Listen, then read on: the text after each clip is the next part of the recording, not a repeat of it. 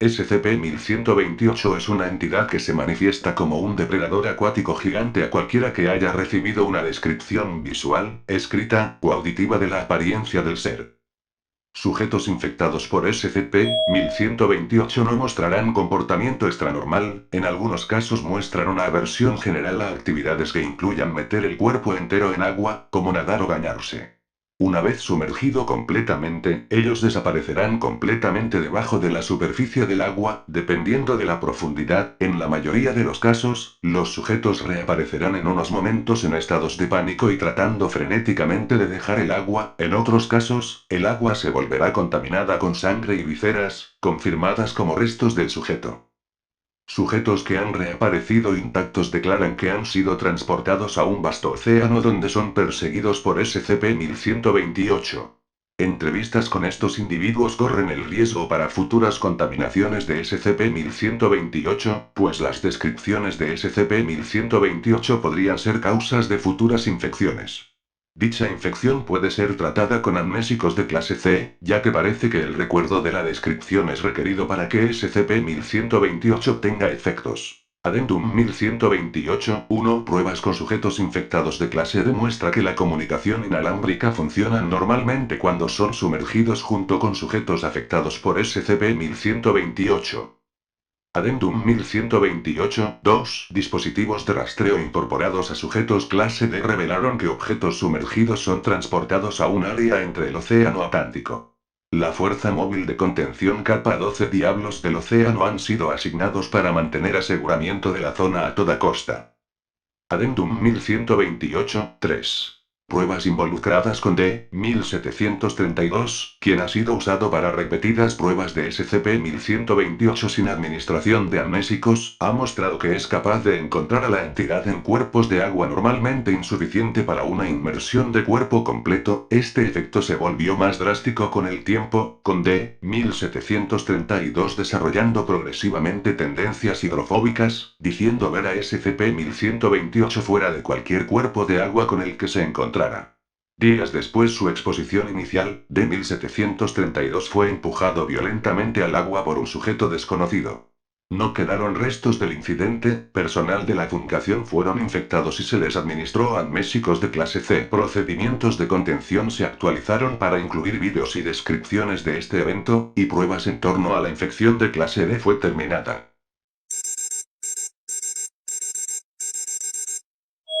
SCP-1001 es una simple planta aparentemente perteneciente a una especie no descrita de Welwitschia.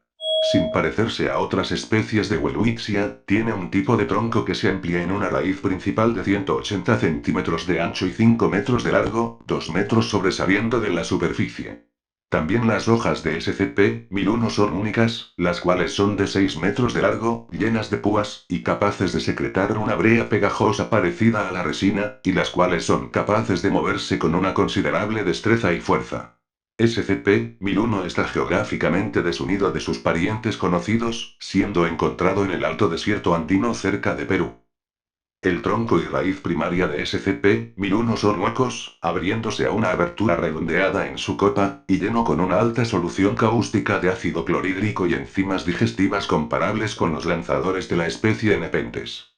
Esta solución es capaz de reducir 50 kilogramos de tejido animal en una pasta fina tras unos 20 minutos de inmersión.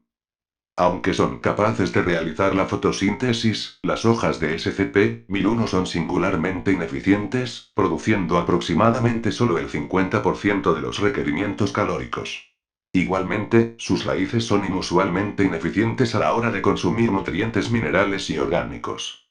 Para mitigar esta deficiencia, SCP-1001 es necesariamente carnívoro. Usa sus hojas prensiles para llevar a la presa a su cavidad central, donde es digerida. La inteligencia de SCP-1001 es altamente debatible. Sus tácticas de cacería se parecen a las de la especie Paralichthys lenguados. Entierra sus largas hojas en la arena y espera a que un animal suficientemente grande, al menos 40 kilogramos, pase junto a él, tras de lo cual emerge de repente y captura a la presa que pasa. Cuando esta táctica no produce resultados suficientemente adecuados, como sea, SCP-1001 empieza a imitar sonidos sofisticados. Es capaz de reproducir literalmente cualquier sonido al que es expuesto, como también recombinar sonidos conocidos en nuevas frases. Se ha observado usar esta última capacidad para atraer presas humanas, hablando con las voces de otros humanos que conoce la presa. El medio mediante el cual hace los sonidos es hasta ahora desconocido. También es interesante la preferencia de las presas de SCP-1001. Prefiere consumir animales inteligentes, especialmente aquellos que son capaces de usar herramientas o construir estructuras artificiales. Los humanos siempre son su presa favorita, pero en su ausencia acepta primates, perros, pélicos, cerdos, castores, hormigas y aves constructoras de nidos. Cabe destacar que muchas de esas especies están por debajo de su tamaño habitual, incluso algunos a tal grado que capturarlos y digerirlos producen una pérdida neta de energía. Su método de detectar la inteligencia es desconocido, pero aparentemente no está basado en la experiencia, llegando a atacar pulpos y delfines pequeños con un deseo comparable a cuando ataca a humanos o monos andinos. SCP-1001 es incapaz de digerir completamente tejidos duros. Los huesos de sus presas son gradualmente excretados a través de canales cerca de los bordes superiores de la caudex. Una vez excretados, esos huesos son invariablemente tomados con una de las hojas y movidos a una localización en o por debajo de la superficie del suelo o alrededor de SCP-1001.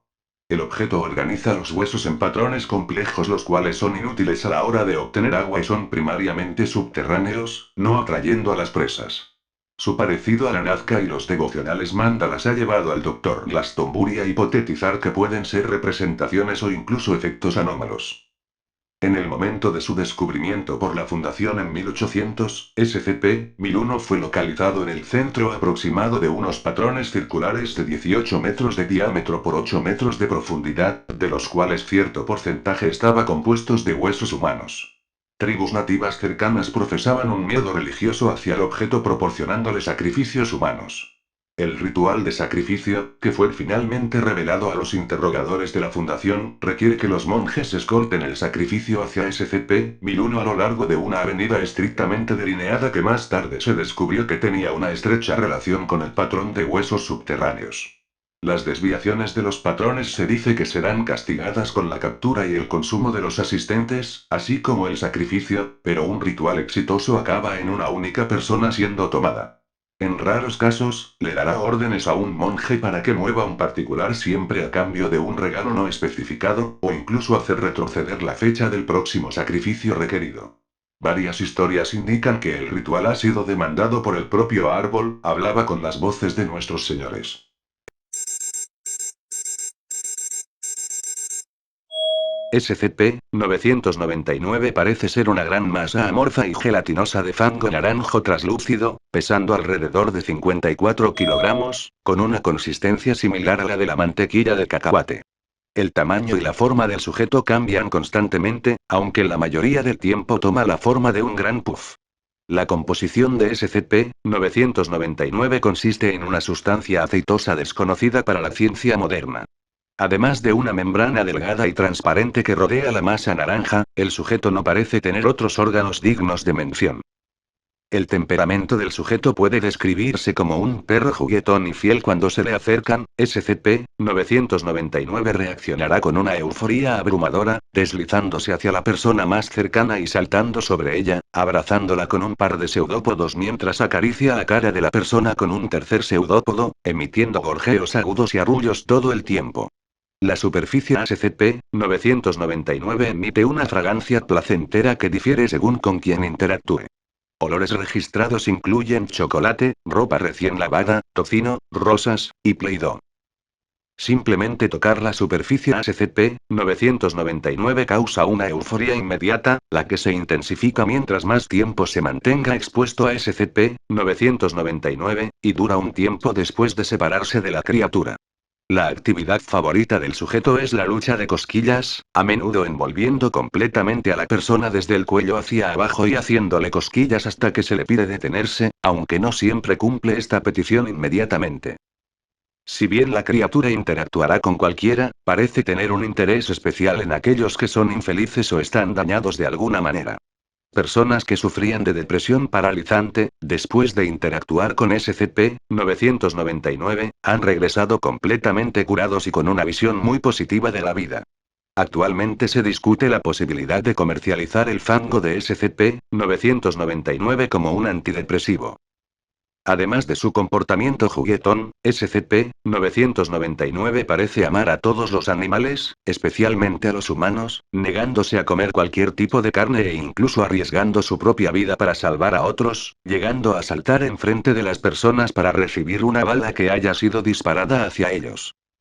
El intelecto del sujeto sigue siendo tema de debate.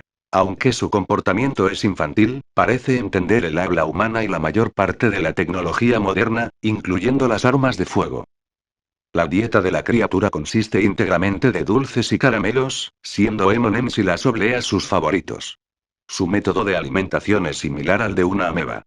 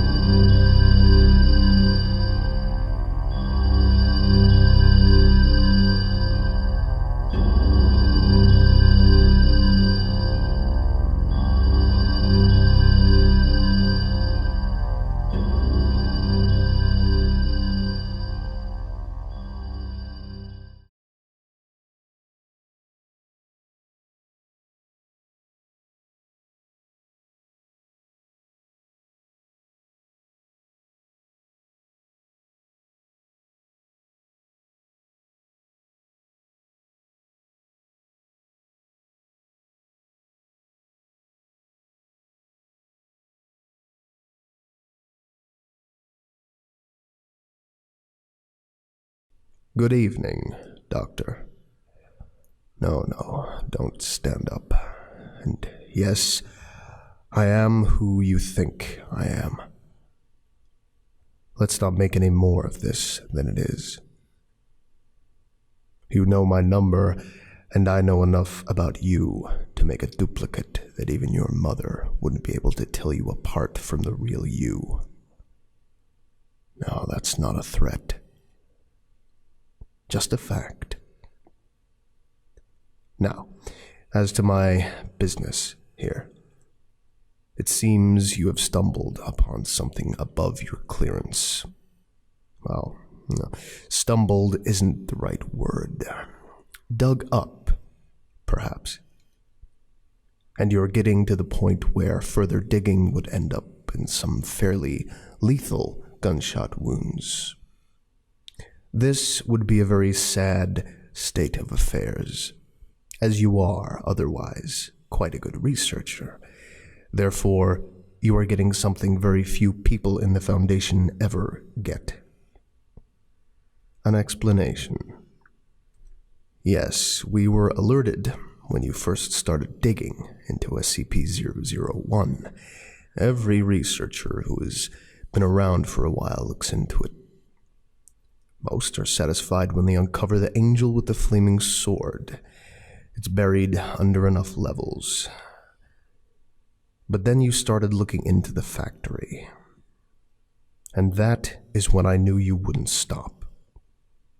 So, here it is. Plain and simple. The factory is SCP-001. But it will never be written up. It was a choice I made early on in the creation of the Foundation, and a choice I still stand by. You researchers are far too curious.